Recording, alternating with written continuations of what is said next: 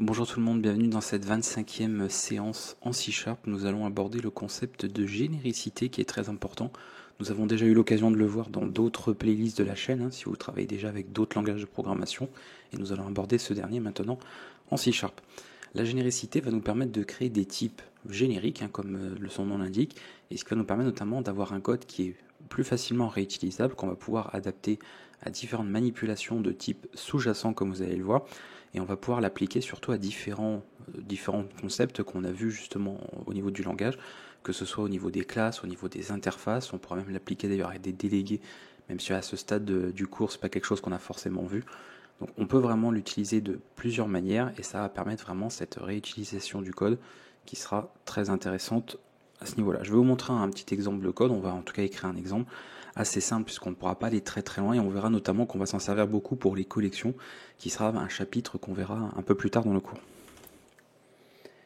Alors, au niveau du code, on va créer un type qui va nous permettre d'avoir, si vous voulez, une paire de valeurs, que vous compreniez un petit peu à quoi va servir en fait cette création de type générique.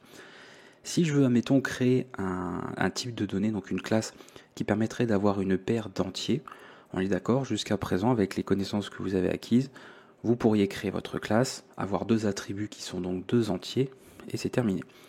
Maintenant, si je veux pouvoir créer également des paires d'un autre type de données qu'on a, un type primitif par exemple en C#, vous seriez obligé de créer une autre classe à chaque fois pour chaque type. Donc si on veut trois types différents, on va devoir créer trois classes et on va avoir de la répétition de code. Ce ne sera pas forcément très réutilisable non plus, donc c'est pas, on va dire, ce qui sera le plus pratique. Et en termes de sécurité aussi, il y a beaucoup de problèmes en fait qui vont se poser à ce niveau-là. On va avoir besoin de faire des conversions, besoin de vérifier les types, bref, ce n'est pas forcément pratique. Moi, je veux pouvoir disposer en fait d'une classe qui permet de créer une paire de valeurs indépendamment en fait du type qu'elles pourront contenir. Ça pourrait être une paire d'entiers, une paire de nombres à virgule flottante, et ainsi de suite. Même pourquoi pas une paire de chaînes de caractères aussi. On pourra très bien le faire également.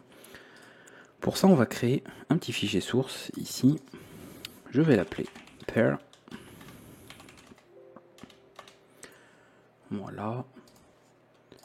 Alors, je vais bien sûr faire un petit copier-coller pour gagner du temps. Je vais juste enlever ça. Et je vais changer le nom qui est ici. Voici la syntaxe qui va être un peu nouvelle par rapport à ce que vous avez vu précédemment et qui va introduire justement ce concept de généricité. Donc je vais lui donner un nom, ça, il n'y a pas de problème. Et ici, vous allez utiliser des chevrons et vous allez indiquer un caractère en majuscule qui va indiquer en fait un type générique. D'accord? C'est-à-dire qu'on ne va pas préciser que c'est un entier, une chaîne de caractères ou quoi que ce soit.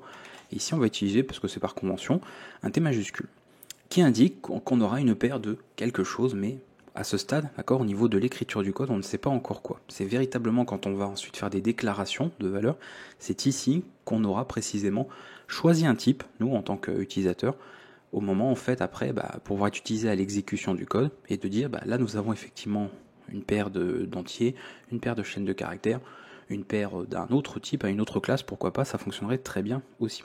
Rappelez-vous que cela ne fonctionne pas qu'avec des classes, vous pourrez l'utiliser avec des interfaces aussi, d'accord, ça fonctionnera très très bien également.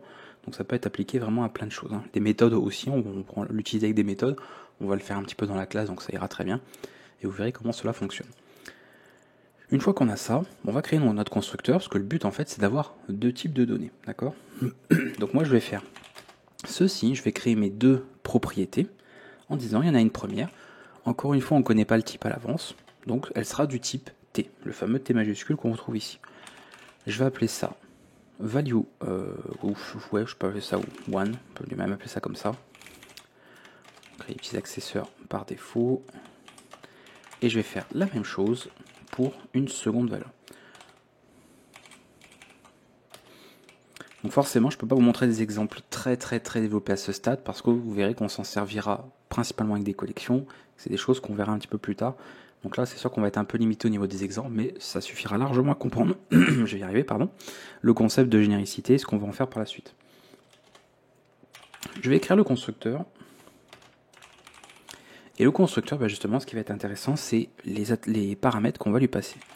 Donc, il y aura le premier, pareil, vous voyez, ce fameux type spécial, type générique, le T majuscule, et on va le retrouver ici. Je vais vous le faire de manière développée pour qu'on voit un petit peu ce qu'on met dedans. Voilà, j'aurais pu faire ça en fléché, mais ça ira très bien comme ça là. Et je mets chaque valeur là où ça va. Et voilà. Donc vous voyez, sur les méthodes, ça fonctionnera très bien aussi. Alors on pourrait avoir une méthode, bon évidemment on n'a pas une méthode en dehors d'une classe, mais pas forcément avoir ici un exemple générique, et avoir des méthodes génériques qui le sont. D'accord, on peut l'appliquer juste à des méthodes si on veut. Là ici vous avez une méthode générique, le constructeur en l'occurrence, et au sein d'une classe qui va l'être aussi. Donc un type générique qu'on est en train de créer ici. À partir de là, on va pouvoir créer différents exemples. Je vais réécrire la méthode toString, histoire qu'on ait un petit affichage.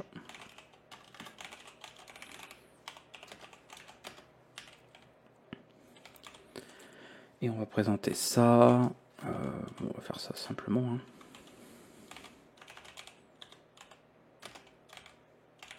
Voilà. Comme une paire de valeurs, comme ça ira très bien. Vous voyez, on va rester sur quelque chose de très simple. On y va. Ici, pour la déclaration, c'est là que ça va justement avoir son importance par rapport à ce qu'on a noté ici. Là, on avait la définition qui est générique, d'accord? Et c'est ici qu'on va explicitement choisir un type. Je veux créer une paire de valeurs d'entiers. Donc cette fois-ci, dans les chevrons, je n'indique plus le T majuscule, mais j'indique le type que je veux. Donc là, c'est un type qu'on a au niveau de C#, ça peut être un type que vous avez créé vous-même. Vous pourriez faire une paire d'un type de classe, donc d'une classe que vous avez créé vous-même au niveau de votre application. Donc vraiment, vous pouvez faire comme vous voulez. Donc je vais noter ça, P1. À nouveau, repréciser ici, et je vais laisser vide, sauf que je vais bien sûr indiquer les deux valeurs qu'on veut, donc par exemple, l'entier 5, l'entier 8, et ça ira très bien. Et comme on a redéfini, on a surchargé toString, on va pouvoir directement l'afficher. Je pense à WriteLine parce que j'allais justement l'écrire directement ici. On y va. .NET Run, pour voir simplement l'exécution, rien de compliqué, mais vous voyez un petit peu le principe. Et nous avons notre paire de valeurs. Donc vous voyez que ça fonctionne très très bien, et on pourra comme ça bien sûr adapter à plein de choses par la suite. De toute façon, quand on abordera toutes les collections, vous allez voir vraiment le domaine d'application de ce concept de généricité. Mais c'est pour ça qu'on le voit avant, puisqu'on va voir les collections après. Donc je trouve que c'est important que vous compreniez ce concept-là avant d'aborder les collections, et ça rendra les choses beaucoup plus simples par la suite. Maintenant, si je veux créer un autre type, enfin une autre paire d'autres choses, voilà, ce que je vous ai dit tout à l'heure, on va créer une paire de chaînes de caractères cette fois-ci, et on va passer d'autres choses.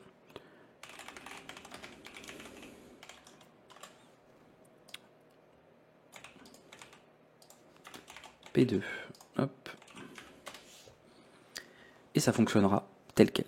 Donc ça, c'est le côté très intéressant au niveau de la généricité. Vous voyez, avec une seule classe générique, je peux ici avoir des valeurs qui sont de type différent.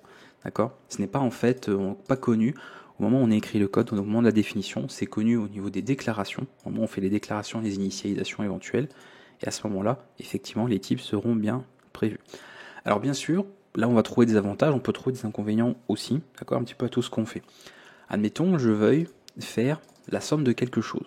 D'accord. Par exemple, ici, je veux, si on voulait créer vraiment un type qui est une paire, je pense pas que ce serait forcément utile de vouloir faire la somme des valeurs qu'on a dans la paire de valeurs, mais c'est pour vous montrer un exemple.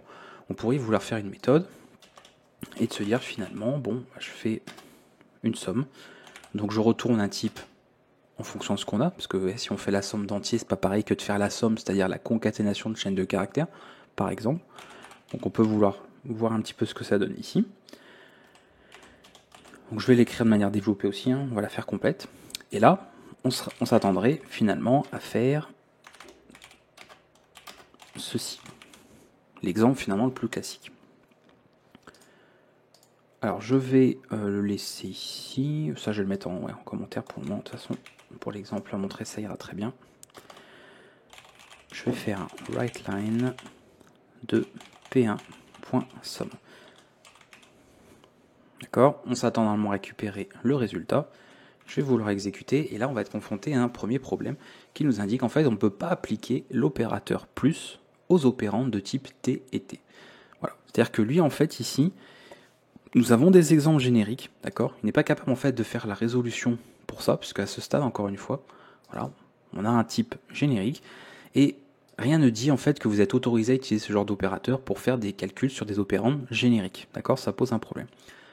Une solution pour éventuellement faire une résolution de ce qu'on a ici reviendrait par exemple à passer par redéclaration de variables. Donc rappelez-vous, on avait vu par exemple quelque chose. Ici, je ne peux pas par exemple noter ça directement, faire une déclaration d'entier, parce que si nous avons une chaîne de caractères, ce ne sera pas un entier. Donc rappelez-vous le petit mot-clé dynamic que nous avions vu dans le cours précédemment. Donc ici, je vais noter one. Tout. Et là, effectivement, je peux faire ceci.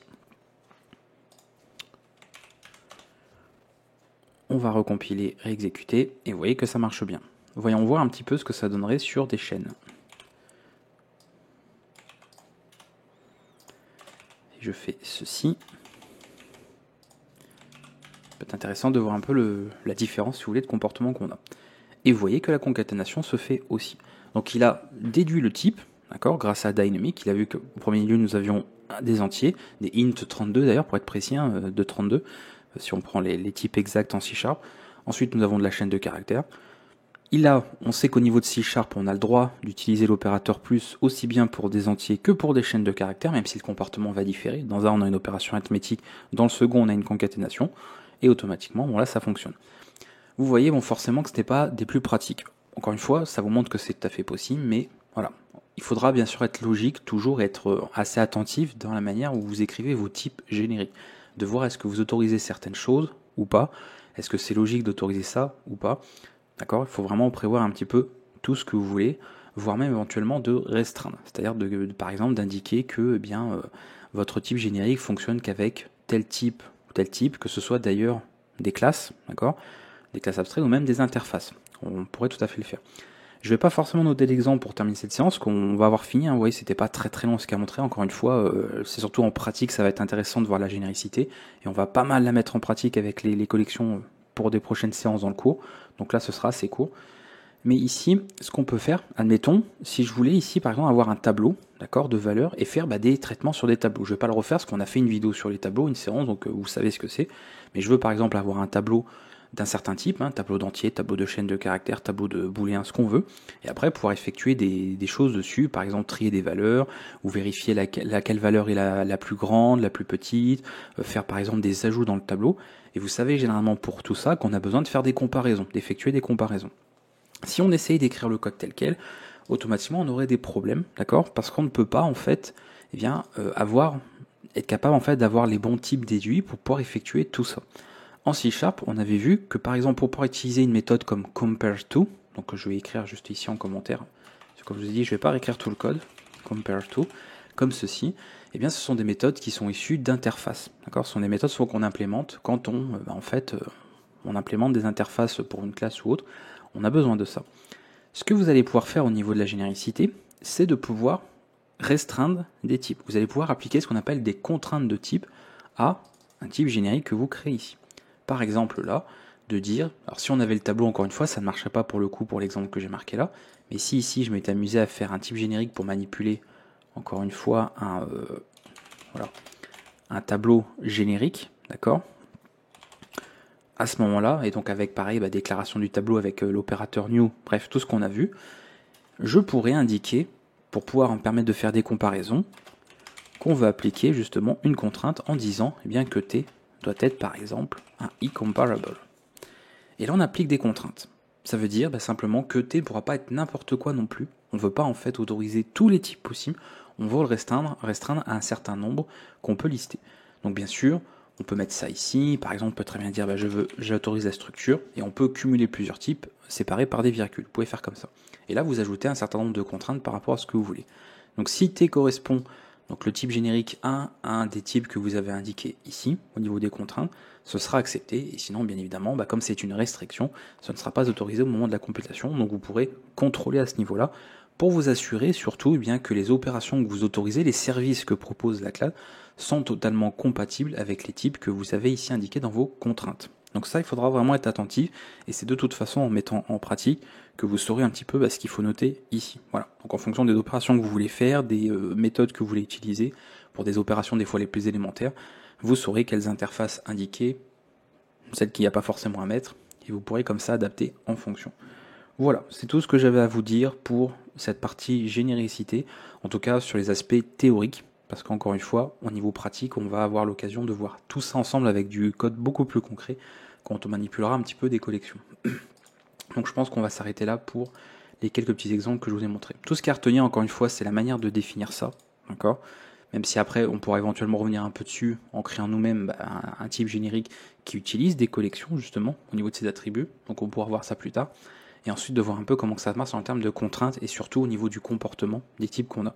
Comprenez qu'on ne peut pas forcément réaliser tous les calculs et que la moindre opération avec un simple opérateur arithmétique peut avoir des répercussions suivant le type qui est utilisé. Donc il y a parfois besoin de trouver des solutions de contournement pour que cela fonctionne, pour que les bons types soient déduits. Moi je vous dis à bientôt pour la prochaine séance, on va de toute façon continuer d'avancer, on va justement aborder de toute manière un bon chapitre sur pas mal de collections en C#, donc on va avoir l'occasion de revenir là-dessus. Donc là vraiment, on voyait ça vraiment comme une introduction à la généricité, en grande partie, au niveau théorie, et on mettra bien sûr tout ça avec du code bien en pratique, au niveau du langage, et vous comprendrez davantage l'utilité et le côté bien, on va dire, intéressant, les avantages en tout cas qu'il peut y avoir avec la généricité, notamment au niveau de la réutilisation. Voilà, l'aspect sécurité, on ne le voit pas forcément toujours au début, mais le côté réutilisation du code, ça on le voit très très vite avec les différentes collections qu'on retrouve dans le langage. A bientôt.